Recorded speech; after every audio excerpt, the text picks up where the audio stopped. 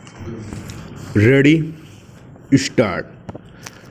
भारत के मुख्य न्यायाधीश अक्टूबर के पहले हफ्ते में रिटायर हो रहे हैं।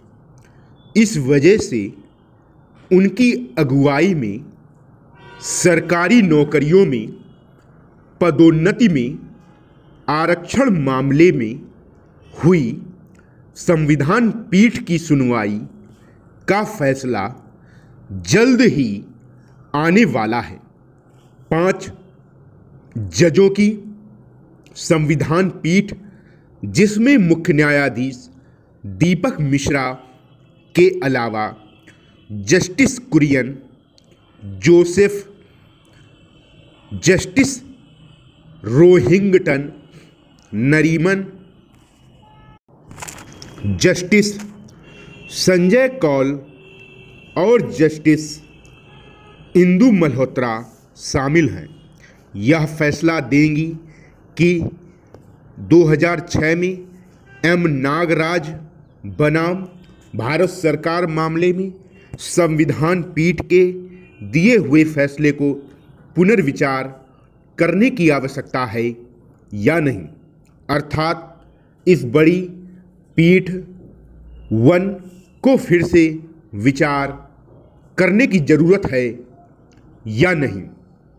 नागराज मामले में 5 जजों को ही एक संविधान पीठ ने फैसला दिया था कि सरकारी नौकरियों में पदोन्नति में अनुसूचित जाति, अनुसूचित जनजाति वर्गों को संविधान के अनुच्छेद 16(4) और अनुच्छेद 16(4) खा के अंतर्गत आरक्षण दिया जा सकता है, पर इसके लिए किसी भी सरकार को कुछ मानदंडों को पूरा करना होगा। उस समय संविधान पीठ ने SC, ST वर्गों के लिए सरकारी नौकरियों में पदोन्नति में आरक्षण का प्रावधान बनाने से पहले किसी भी प्रकार और किसी भी सरकार के समक्ष इन मानदंडों को रखा था। पिछड़ापन, अपर्याप्त प्रतिनिधित्व एवं 2 कुल प्रशासनिक कार्यक्षमता। कोर्ट ने तब यह भी आदेश दिया कि SC, ST वर्गों के लिए पदोन्नति में आरक्षण का प्रावधान बनाने से पहले सरकार को इस बात के योग्य आंकड़े जुटाने होंगे कि ये वर्ग कितने पिछड़े रह गए हैं, इनका प्रतिनिधित्व में कितना अभाव है और यह कि प्रशासन के कार्य पर क्या फर्क पड़ेगा। नागराज के फैसले में 12 साल बाद भी सरकार इन वर्गों के अपर्याप्त प्रतिनिधित्व से संबंधित आंकड़े पेश नहीं कर पाई है, जिस वजह से इन वर्गों के पदोन्नति में आरक्षण पर लगभग रोक लग गई है। मुख्य न्यायाधीश दीपक मिश्रा की अगुवाई वाली वर्तमान संविधान पीठ को इस बात का निर्णय देना है कि इन मानदंडों पर पुनः विचार करना चाहिए।